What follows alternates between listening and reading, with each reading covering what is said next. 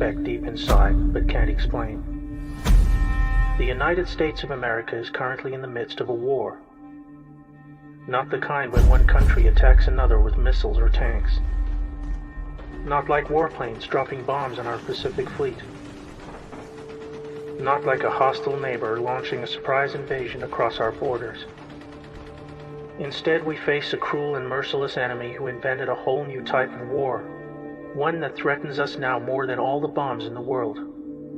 They are motivated by pure greed and inconceivable cruelty, and have been silently reversing all that is good for so long that we became lulled into a state of self-destructive compliance, while they tore us apart and robbed us blind.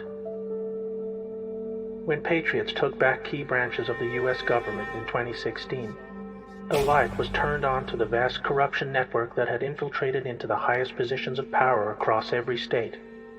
Only then did ordinary citizens begin to realize how close we had come to the end of it all. But first we must endure one last painful battle that will touch every citizen, no matter who they are. Right now, the country is being torn apart by the biggest political hoax and coordinated mass media disinformation campaign in living history. You may know it as COVID-19. Let me tell you a story. In 2015, as directed by the globalist criminal corruption network known as the Deep State, President Barack Obama authorized millions in funding for the Wuhan Institute of Virology, the location now understood to be the epicenter of the COVID-19 outbreak. The research carried out here was to provide the agent for a global biological attack on a scale never before seen, one that would be timed for release within an election year, starting the very day unsubstantiated efforts to impeach President Trump fell apart. With their base of operations in the Democrat establishment, the Deep State Shadow Corporation embarked on a coordinated irregular warfare insurgency with multiple aims, all under the cover of a global pandemic they themselves manufactured for this purpose. Enabled by their owned and controlled corporate media monopoly, they instigated a heavy-handed and unjustifiable nationwide shutdown to reverse Trump's many economic and unemployment gains, with Democrat-controlled states suffering the harshest restrictions in the country. Trump's energetic rallies were halted, hiding from view the surging nationwide passion for his galvanizing message, while Democratic presidential frontrunner Joe Biden was able to avoid interviews and debates where left-leaning voters would not be shown his obvious inability to govern, or the emerging Ukrainian bribery scandal that earned his family millions in illicit kickbacks by abusing his office. The next major advantage of the pandemic for the Deep State was the case made to the public for mail-in voting, a highly insecure practice proven to be rampant with fraud, just as the public saw in one such example when a former Philadelphia judge pled guilty to stuffing ballot boxes after being paid by what he called a Democrat political consultant. With a rapidly rising death toll needed to make the case to the public for even harsher control, normal influenza deaths for the year were recorded as COVID-19, artificially inflating the numbers. But this was only the beginning. When this did not yield enough fatalities, the Deep State initiated a murderous plan to defy federal guidelines and to move infected patients into nursing homes where the highest risk age group could be found in large numbers. The Deep State governors of New York, New Jersey, California, Pennsylvania, and Michigan oversaw what can only be described as a genocide of our elderly loved ones, even as the quickly constructed field hospitals and medically equipped Navy ships stood mostly empty.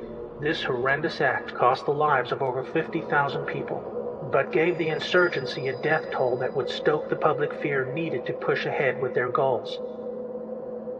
In these dark times, when people had little else but the comfort of community in their faith, this too was forcibly halted when simply going to church was banned across the country under the guise of public safety.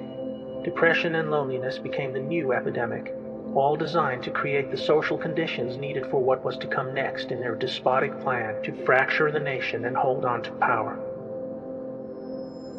Immediately upon reports of a flattening curve and a reduction in new cases, the mysterious murder of George Floyd hit the headlines.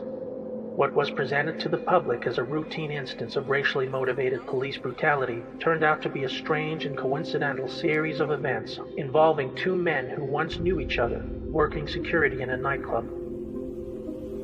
This event provided the justification for the next chapter in their coordinated insurgency against the United States.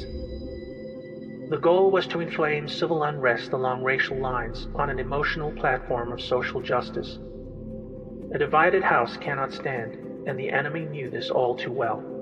Black Lives Matter was funded and designed by the corrupt Democrat establishment as a social weapon to draw crowds of well-meaning protesters into harm's way, using them as human shields while they pushed a savage insurrection on city streets. This was intensified even further by folding in the violent paramilitary group Antifa, who were given a free pass by Democrat mayors and governors to loot stores, smash up small businesses, and assault innocent bystanders. The public were shown in explicit detail how Democrat leaders refused to protect local citizens, choosing instead to provide an open road for the anarchists to destabilize civil society, allowing the innocent to be indiscriminately injured and terrorized. Knowing that lawless chaos would accelerate their aims, they began calling for the elimination of police, while evicting the National Guard, who were made available to protect the public against the worst of the violence. D.C. Mayor Muriel Bowser even called for the elimination of the White House fence, just days after a close call by rioters who attempted to breach the perimeter. And on June 22nd, Democratic Congressman Adam Schiff proposed a House bill to amend United States Code Title 18 that would prohibit the use of military force in the event of civil unrest, an obvious attempt to weaken the Commander-in-Chief's ability to defend the public from the planned insurrection, which was intended to play out over the weeks and months leading up to the election.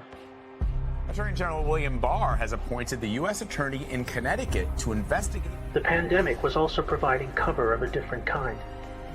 Taking place behind the scenes at the Justice Department is a far-reaching investigation into the Obama administration's weaponization of the Foreign Intelligence Surveillance Court to spy on Trump and his associates during the transition of power. With evidence now emerging that Obama officials, including Joe Biden and Obama himself, colluded to frame General Michael Flynn. They used social distancing guidelines to hold grand juries and give witnesses the cover of health fears to avoid honoring court-ordered subpoenas. What you are witnessing is the dying breaths of a hidden enemy responsible for over a century of embedded corruption that has been slowly destroying our republic from the inside. They divided us along racial, gender, and political lines. They created reasons for us to go to war. They made international trade agreements that brought us no benefit, but allowed them to steal our vast wealth, driving us into a state of perpetual economic decay. They flooded our streets with deadly drugs to manufacture a devastating epidemic of addiction and mass incarceration.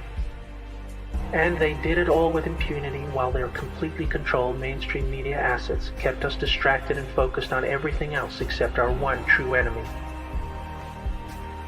The 2020 U.S. elections are like none we have ever experienced. COVID-19 is being sold as a natural event, but we see now it is an attempt by enemies of humanity to hold on to power. After November, they stand to lose it all, but they will do everything to keep the crisis alive and the people in fear. To win, we must remember what made us strong, so that true justice can finally return to what is, and always will be, the most exceptional republic ever to exist in all of human history. I'm a